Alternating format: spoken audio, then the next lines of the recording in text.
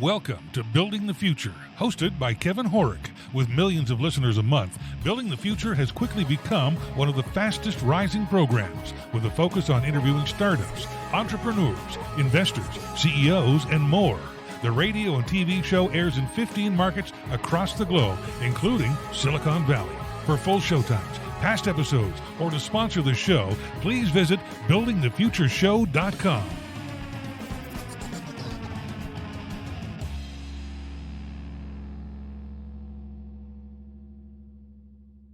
Today's show is brought to you by OnPay, the new standard in payroll. You can pay employees and contractors in minutes, automate your payroll taxes and filings, as well as provide health benefits and HR in all 50 states.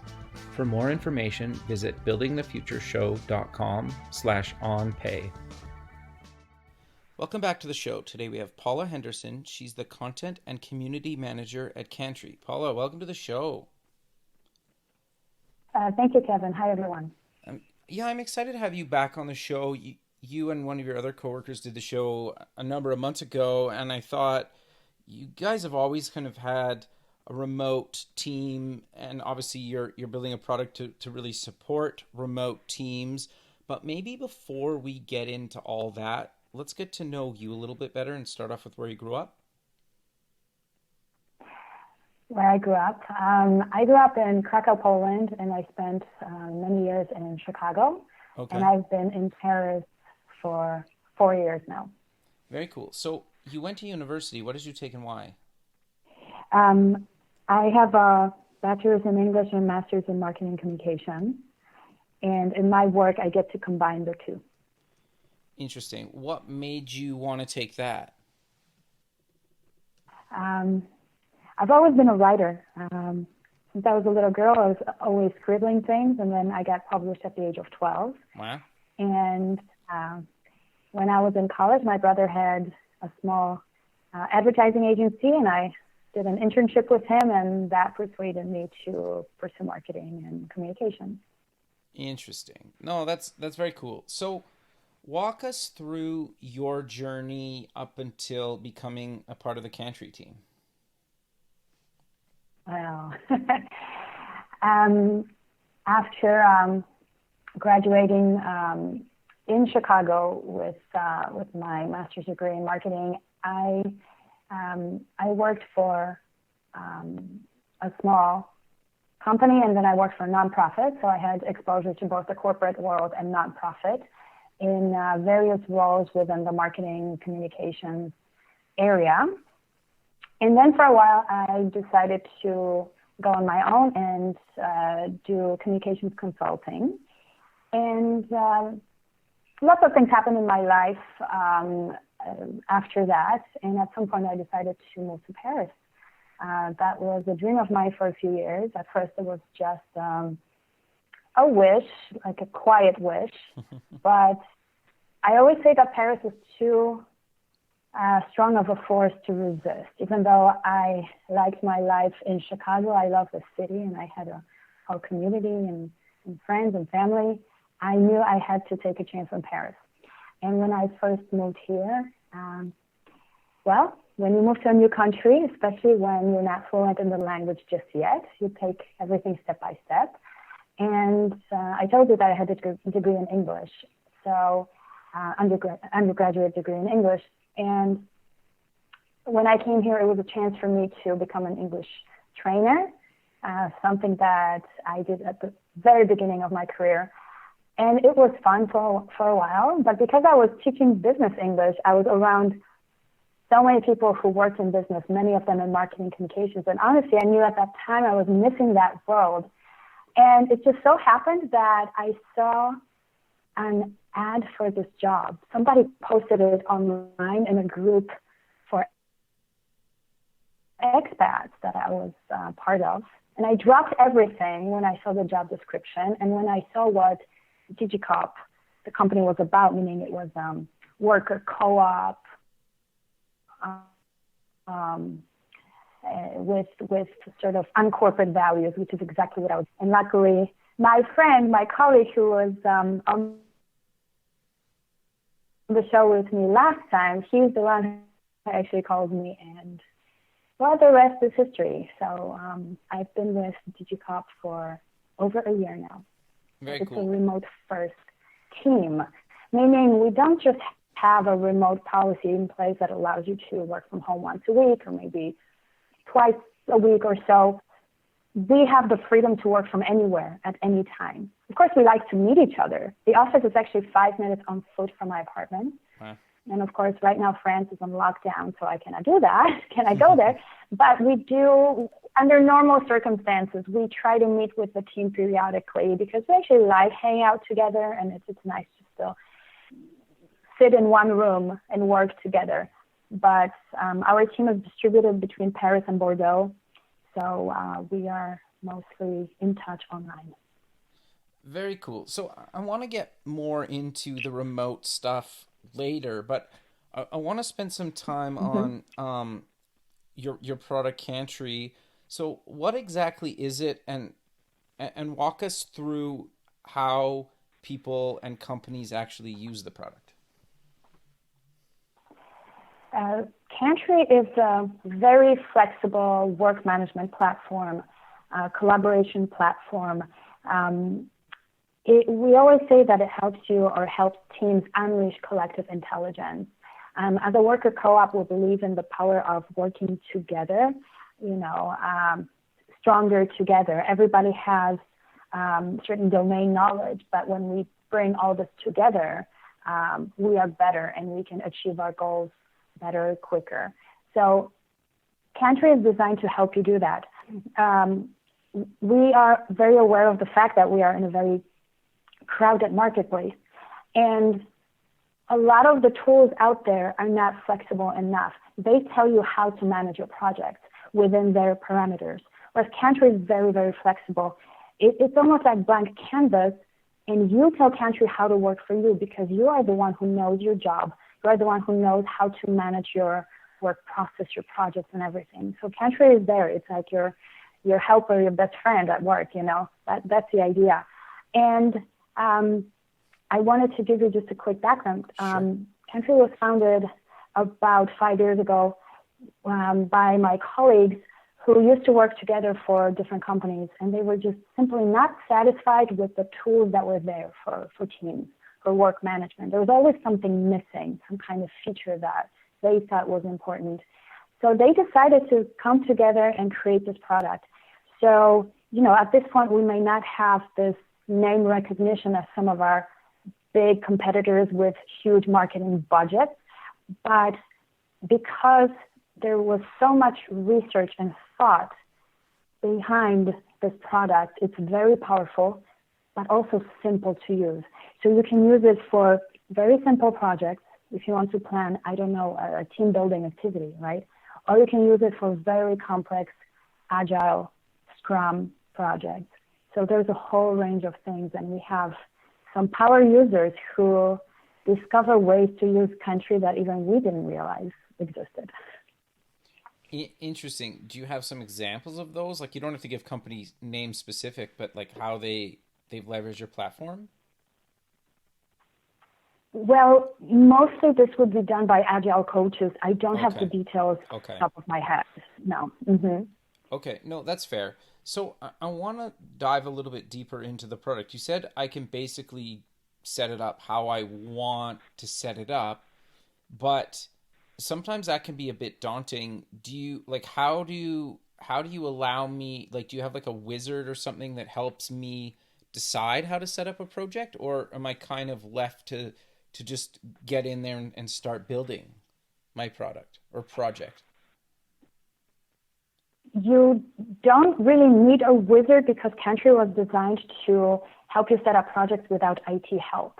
Okay. So that means anybody across the board in your company can use it. The onboarding process is quite simple. But we do have some things to help you, of course. First of all, we do offer some online or on-site training to our customers.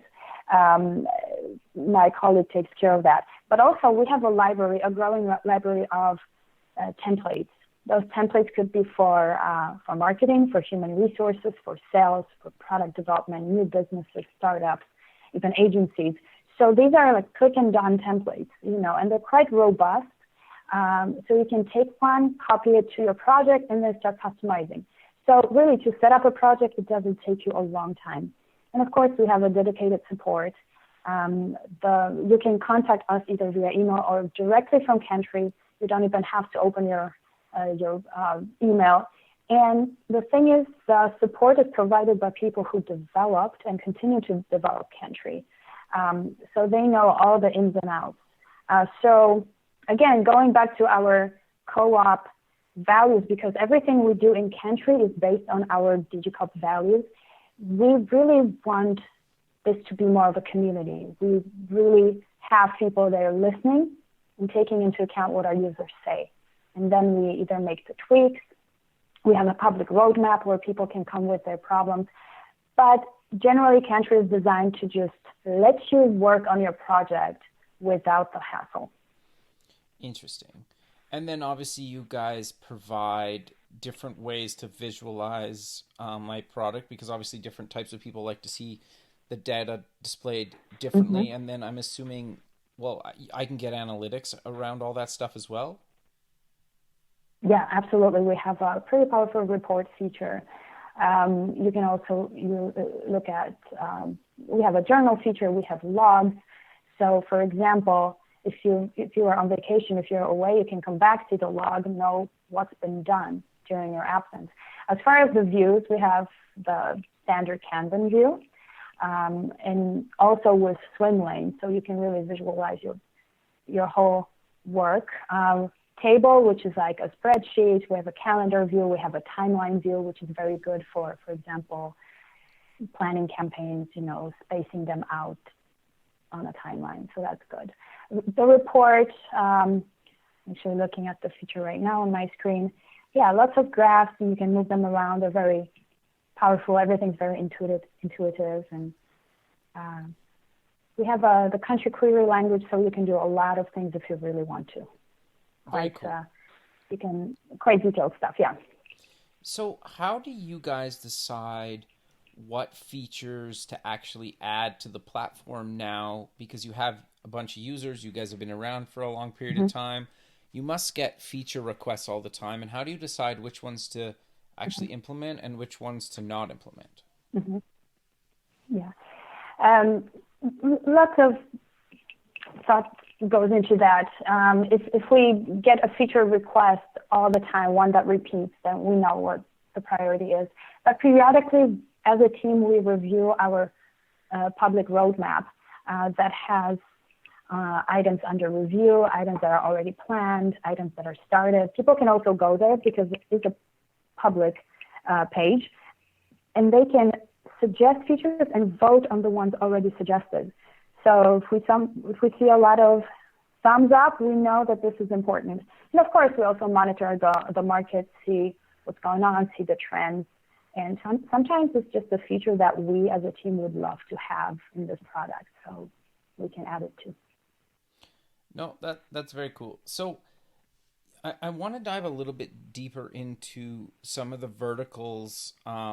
Just on your website, under like even solutions, you have kind of agencies and human resources and marketing and product development and kind of new business, or you can do things kind of by workflow from, digital transformation, project management, remote work, and collaborating. How does the interface change or act similar between the different ways to use Kantree, or is it really up to me to decide that? It's up to you. Like I said, Kantree is very flexible. One of my personal favorite features is the private view. So when you go to your Kantree dashboard and you run a search, or you use the filters, and let's say now your board looks exactly how you want it to look. Because, even if I'm working on the same project with someone, my role may be different. So I may have to see different things that my colleague sitting next to me or somewhere. So I can save that private view, and I don't interrupt the whole workflow. So that means the project manager who has an idea for the project, right? The global idea can still have it that way. And then each person on your team can have a different view so that they know what they have to focus on. Whenever you log in the morning, you don't have to go through the same filtering activity, right? You just go to your view. You can also share it with your team, or you can keep it private. So you go there and you tell Kantree what you need. So for example, I have a board for my content management, content calendar, and I can play around with it so that when I log in, I know exactly what I have to write this week. But my colleagues don't need to see that. They want to see the big picture. So I can have my private view. They have the general view. So everybody can have their own view without interrupting the whole big picture. So that's pretty cool. I know not every solution has it, and it's been really, really helpful in my own work. No, that's very cool. So you mentioned earlier that you guys all basically work remote for the most part. You have an office.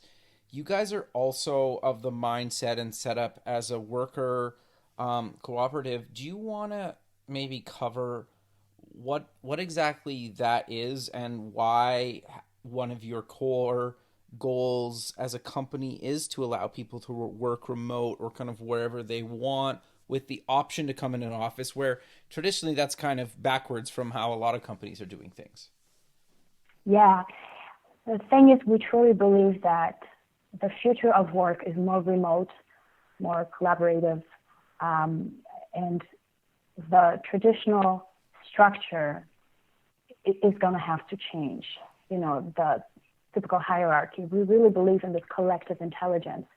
So, I am still the newest member of Digicoop, but from talking to my colleagues, I know that this is how they wanted to do it, because they really, when they got together, they wanted to work on projects that would fascinate them, that they had passion for, and they really wanted to focus on making collaborative work tools for companies.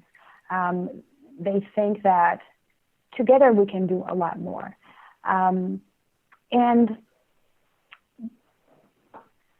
pretty much the reason we are cooperative like this is because, let's see how to put it the best way.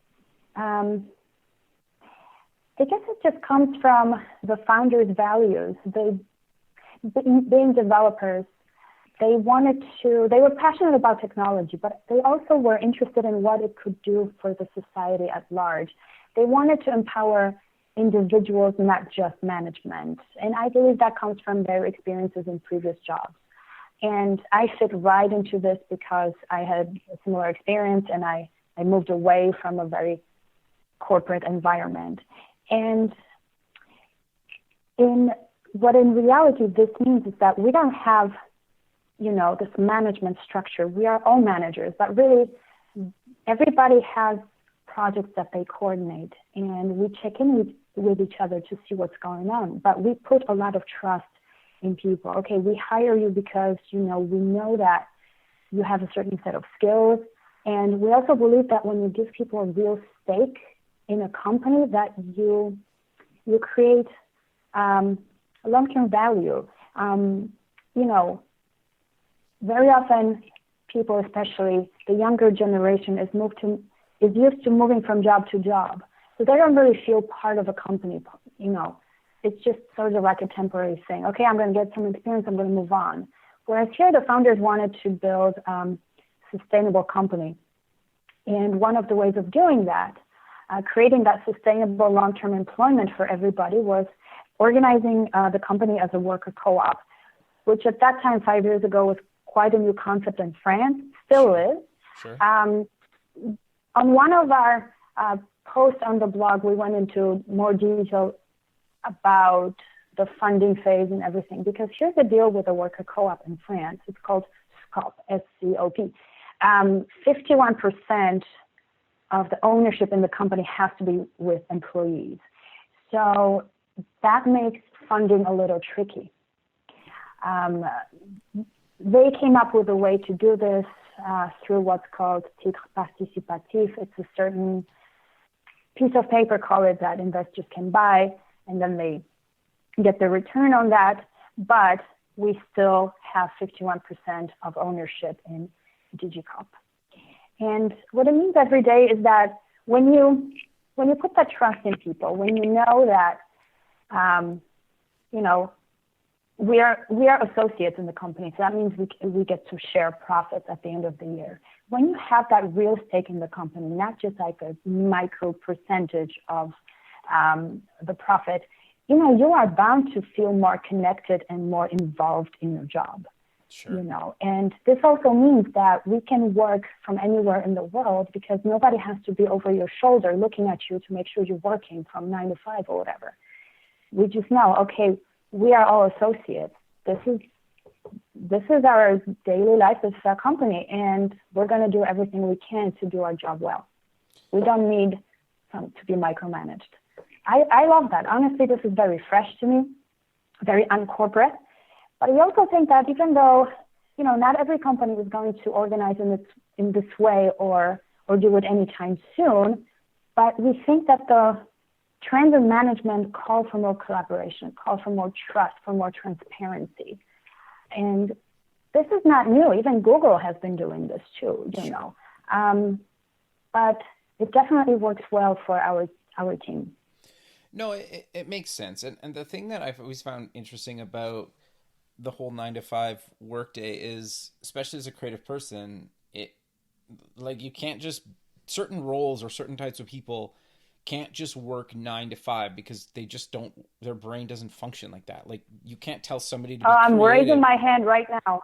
Yeah, like you can't tell a writer or somebody creative to like just work 9 to 5. It's like, if I'm not a morning person, like, or whatever, or I work better 10 a.m. or 10 p.m. to 4 a.m. or whatever my timeline is, like, what do you care? I guess I never understood that, because especially exactly like, well, and it's so hard these days to have a role that doesn't have some sort of deliverable. Like, obviously you on the content and managing the community, it's like, if you're not writing content or getting it out there, or I'm not doing design, or developers not writing code, like, sure, you can maybe get away with that for a few days, maybe a couple weeks, depending on who's watching. But like, you have these clear, tangible, digital deliverables that people can see. And I never understood why people cared whether I did it 9 to 5, Monday to Friday, or I was outside those hours or partly in those hours. It just never made any sense to me,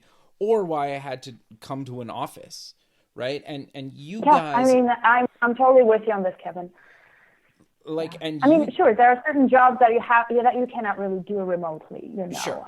Some, for example, government work, or, you know, if you work in a supermarket, unless you do delivery. But there are jobs where you have to show up most of the time. But when it comes to writing, for example, any creative work, or managing projects, you don't really have to be in the same space as other people. And right now, the coronavirus outbreak is accelerating the switch to remote work. Sure. You're like, well, finally the world is catching up. It's too bad that it's catching up because of this very difficult situation we are in. Sure. Because for us here at the company, it's easy to work from home. We're used to it. You know, I'm not having so much cabin fever as some of my friends who are not used to it. So I'm okay being here on lockdown. But for a lot of people who are thrown into this overnight, especially if they don't live alone or if they have children, this is not easy, and we understand. But we also know that for many people who are not allowed to work remotely before, for whatever reason, that reason is no longer valid, you know? So it's very interesting for us and for me here to watch this situation unfold. And what you said about 9 to 5, exactly. I mean, I'm not a morning person. And the guys do not expect me to show up at 8 or 9. There's no way. I'm a night person. Right now we're talking, it's 8:30 p.m. in Paris, you know, and I'm like, you know, I have energy, you know. And honestly, we have people on the team who show up at 8, our sales guys like that. Some of us, 10 o'clock. Sure. Others sometimes a little later. I mean, technically, we want to be online and reachable between, let's say, 10 a.m. and 6 p.m., minus lunch, because that's a sacred time in France, thank goodness. But generally, you know, if you need to start a little later, or maybe you need to go run an errand or something, we have that flexibility because, work is important, but so is life. And having this co-op structure with more trust and transparency, it allows us to do this. So for me, someone who's not a morning person, someone who is a creative, someone who absolutely hated being in a cubicle 9 to 5, this is wonderful. Absolutely wonderful. No, fair. The other thing that I want to get your thoughts on is because you and your team have done remote work for a long period of time, I want some advice around that. How do you separate kind of work and personal life? Because obviously you're working in the same space. Sure, you might have a separate area or whatnot, but can you talk us through some of the things that you do to separate the work-life balance when it's literally happening in the same space? Yeah, and let me tell you, Parisian apartments are often not very big, especially by American standards, and mine is no exception. So I seriously don't have a lot of space, but it's well laid out, well designed. So I'm not very far from my lounge area, my bedroom area, and my kitchen. So I have to create some mental distinction. So for example, I refuse to work in my pajamas on the couch because to me that's like lounge time, okay? So I actually do dress up. I put on some makeup, I put on clothes that are so comfortable, but they make me feel like I'm working because working from home is still working. Right. When I'm in my pajamas, I'm not in the right mindset to do work, So I make sure that I have a designated space in my apartment, and I have my little office, and I have my favorite whatever beverage, always by my side, and I have some good music if I need it, just to, I have some playlists to give me that kind of ambience that I would have in the office or maybe in a co-working cafe. Right. So that's one thing. Having that mental separation, and that's done through having a designated space and dressing up for work. I'm not saying, a nice suit jacket and high heels, definitely not. But, still I feel put together like I'm ready to work, There are some things that I always recommend to my friends and also in my articles, because right now it is a good time for me to write about working from home for people who are new to it. So for example, physical activity is super important. When we sit at the computer all day, 8 hours, 9 hours, whatever it is, we're going to get really tense in our shoulders, our neck, our lower back can be a little sore. So I start my day with 5 to 10 minutes of just really simple exercise to get me going, to get me energized. So I may do some stretches. I may move around a little bit just to get the heartbeat going. Take a shower, make my coffee, and I feel like that morning routine where I get my body and my brain going. This is perfect. And then during the day, I take some breaks to, again, stretch a little bit. Some people like to do yoga.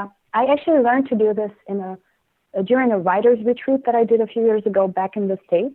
Okay. And that opened my eyes that after writing for a few hours, or it could be doing anything on your computer for a few hours, take 5 to 10 minutes just to stretch. Just to look at something else besides your screen, just to avoid that afternoon crash, It's been really, really helpful to me. So in this lockdown, I've been actually exercising more than I ever have in my life, even though I cannot go to the gym. I've been starting my days with just simple routine, and then after I finish in the evening, just exercise for 30 minutes to an hour every day, which I cannot believe, but it really, really helps because you give yourself that mental break. And I remember in my corporate days, we were always told to, and I hate this phrase, go above and beyond, as if working nonstop without a break would make you more productive. In my research to write the corporate blog here, I've been reading a lot of articles and studies by, for example, Stanford University that prove that we actually need to take breaks to be more productive. I told you about the sacred lunchtime in Paris. This is, or in France. This is really, really wonderful because you are able to reset and get back to work and have like a few more hours of work in you. So exercise, breaks, and you do that. Also, minimizing disruptions. Very often, and creative people or freelancers, I'm sure, can relate to this. Sometimes people who have those 9-to-5 office jobs don't understand that when you work from home, you're actually working. It doesn't mean you are available to run some errands or that you can talk on the phone or whatever. Yeah, you know. Interesting. So and it's only because I'm working from a place other than the office, it doesn't mean I have all the freedom to walk away from my computer. I mean, sure, I can be doing laundry at home, but I'm still here at the computer, you know. Yeah. But I think it's important to minimize those interruptions. So, for example, there are times when I silence my phone. I'm like, I don't need to hear WhatsApp. Sure. I don't need to get messages. So, I mean, as much as I like my friends, sometimes it's just not the time. Or I don't check email as every time an email comes in. You know, there are times maybe I'll check email in the morning, afternoon, and before I go. You know, it's important to give yourself the luxury of uninterrupted work time, because that's going to boost your productivity when you can focus on just one task. Because another myth is multitasking. And again, researchers and psychologists tell us, well, people are not really designed to multitask. We take care of various things, so we have multiple tasks to manage, but doing this at the same time is not necessarily the most productive thing. Imagine if you're writing some kind of memo, and if you're talking on the phone and answering emails and trying to go on an online call. You cannot do all this at the same time. You know, it's going to take you less time, and you're going to be better if you focus on one thing at a time as much as possible. And so another piece of advice would be, managing your time. Some people are great with those to-do lists, and we're just introducing a task list, checklist feature in Kantree. So I'm going to switch from some of my paper task lists just directly to Kantree. I'm super excited about this. But keeping that task list is pretty good also. And and I am all about work-life balance. I feel like I work better, I'm more productive when I can have time for everything. I have time for lunch. I have time for my exercise, you know. And I'm not saying this lightly. I know that it's not easy, especially for someone who came from the go above and beyond environment where busy bragging is a thing. I think to me saying, oh, I'm busy, I cannot do this, you know, sometimes we truly are. I'm not going to, you know, some people absolutely are, because they're in some jobs where you really do work 12, 14 hours a day. And I do not want to discredit that at all. But very often, and I was victim to this too, we say, I'm busy because we haven't really mastered time management, or we were told to multitask. And it took me a while to do this, because besides working with Kantree, I've also had some freelance work. So I really had to learn, especially after moving to Paris, to balance my day job with my other activities or my passion projects. I'm a writer, so you can imagine that there's always something I want to write about, whether it's just for a blog or maybe some freelance work. So I really had to train myself to manage my time better. I'm not saying I'm perfect at it, but I've learned that taking breaks and minimizing those distractions really, really helps. I think that's what comes to my head. No, I think that's really good advice. It sounds like you basically need to figure out what works for you, and if you've been doing remote work or part-time remote work, then, you know, keep figuring it out. But if it's new to you, again, like to your points, like you need to just figure out what works for you. Try to break it up with breaks and some exercise or whatever you need to kind of separate, you know, your work-life balance type thing. Mm-hmm. Yeah, absolutely. And two more things come to mind. Sure. And I know this is something that people hear all the time, but it really is important. Good nutrition. Interesting. Yeah. You know, what gives you that energy, you know, because there are certain things that we might have at home, especially when we're working at home. We may not social distance from the fridge, you know, and we may be tempted. I don't know how I know that, You know, we may be tempted to reach for those snacks, but that may not have the right ingredients for us and may do nothing to help our concentration. I'm not a nutritionist here, but I'm sure there's lots of great resources online that can tell you exactly about the foods, that you need to be eating. But good nutrition, something that gives you energy without giving you that afternoon crash, And also, really getting enough sleep. And I know it's easier said than done. And I'm sure there may be people that are like, yeah, sure. What is she talking about? I have 2 kids. I have a commute. I have this and that. But luckily, right now, we don't have the commute. Well, luckily, in this respect. Yeah. And I feel like this, perhaps for some, maybe not for all, but some people, this is a chance to get more sleep every night. I know that I'm a zombie if I don't get 7 hours. And I will say this, and some people may laugh, I do get 7 to 8 hours every night. Wow. And that's thanks to the fact that we are remote first, or that my office is close to my place if I need to go there. I really do get this, and it makes such a huge difference in productivity. I wake up well rested, I do my little exercise, get my coffee, I'm ready to go. And there is really no replacement for a good night's sleep. And it's not always easy, and I realize that. But if you're asking me to share my advice, oh, totally, that would be it. That would be it. And honestly, again, I came a long way. I used to have that long commute. I lived in Chicago. I worked in the Chicago suburbs. And while my morning commute was maybe 35 minutes, no traffic. Right. After 5 p.m., an hour and a half almost, wow, on some days, bumper to bumper, I was miserable. Yeah. Mentally, because you're sitting in the car, and physically, because all of a sudden everything starts to hurt you when you're in the car bumper to bumper. And also you're starting to go crazy because you've heard the same song a million times during your commute. That was terrible. And I was always having to see a chiropractor and massage therapist because I was in pain all the time from sitting at the desk for 8 hours and then sitting in the car for over an hour. That was miserable. It was difficult to even relax at home or sleep well. And luckily, with the company where I'm at now, and also with this remote first philosophy, I get to sleep longer. Not having not wasting 2 hours a day to commute has been really, really helpful and very much a life-changing situation, I have to say. And I know that realistically not everybody can get 7 to 8 hours, but if you chronically get 4 hours every night, your body is going to give in at some point. It's really not healthy.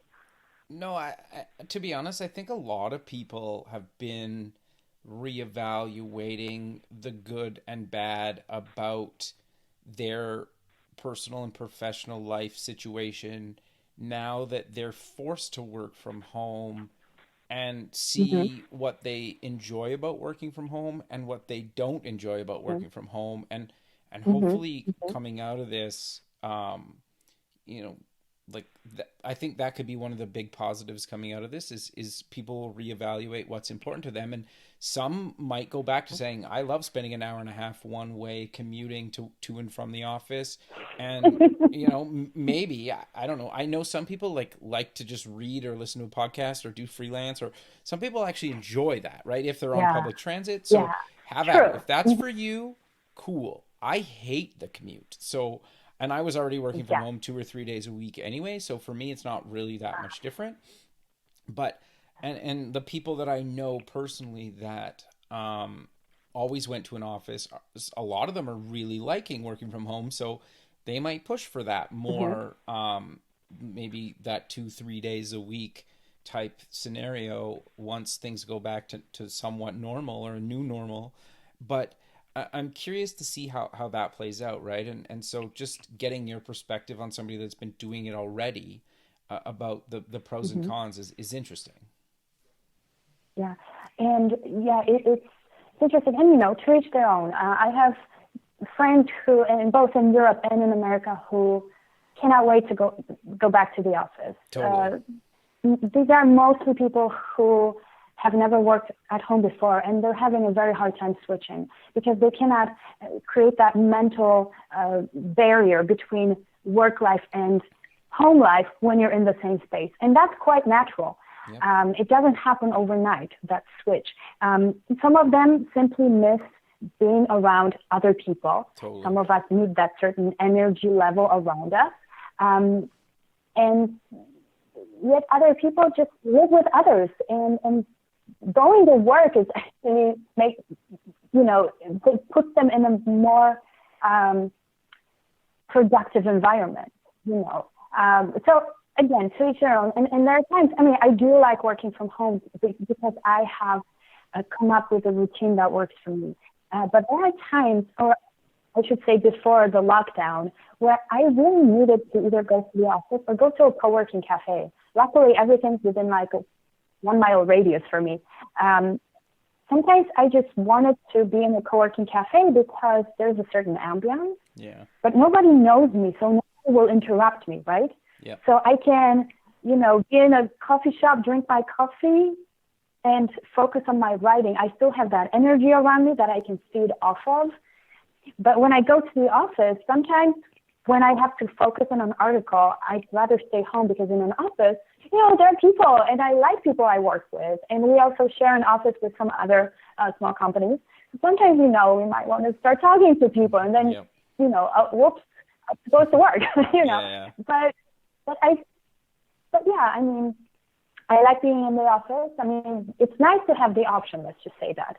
But what you were saying about, maybe more people will work from home. Well, yes, maybe more people will try or will want to, but nothing can change unless the policies change in companies. And hopefully, and this is what we are hoping for because, we are big fans of remote work. We really hope that now more companies, now that they've seen that remote work is possible, and hopefully thanks to Kantree and other online tools, hopefully they'll see that, okay, this is feasible, productivity is not down. And, hopefully they'll be able to implement some new policies that are more flexible, because I think a lot of people these days, especially now that they've been able to see how it is, expect some more flexibility. There have been lots of studies done in places where, for example, they switched to a 4-day work week, where when you give people that flexibility, maybe they take less time off, or they actually really use the time that they have in the office, because when you can go and run your errands, do your things, gives you that work-life balance. And I feel like work-life balance is the base for having a good relationship at work with people, really performing your best and still having a life. No, I 100% agree with you. I think it's actually, I'm like so fascinated to see how things change and don't change based on when everything kind of goes back to a new normal. So I'm quite interested to see. No, just like yourself. Yeah. So. Right, and I have a friend here in Paris who works in a corporate environment, and before Corona, she couldn't really get her managers to agree for her to work from home, and that was during the transportation strikes in Paris. So she had to still endure the commute. Imagine instead of having 3 trains, you have 1. So imagine people from 3 trains trying to get on 1. So for her, it was very difficult to commute, yet her managers refused to let her work from home. And now during Corona, well, she has to work from home every day. So now everybody can see, okay, it's possible, and she's still doing her job and she's good at it. And she's not skipping a beat working from home. So hopefully she'll have some more flexibility. Hopefully her company will have new policies. And this is our hope, that the future of work will sort of kick in a little sooner thanks to this. If there's any silver linings from this situation. Yeah. No, I 100% agree with you, but we're kind of coming to the end of the show. So how about we close with mentioning where people can get more information about yourself and Kantree, and any other links you want to mention? Yes. So come on over, check us out at Kantree.io. It's Kantree.io. if you want to learn about our startup behind Kantree, it's Digicoop, Digicoop.o.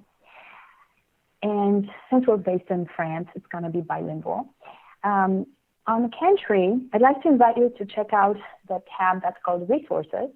And that's something that's my space. I publish articles about work management, so different resources for you about team management, about better work practices. And lately, we've been focusing very much on remote work resources. We have a guide to remote work.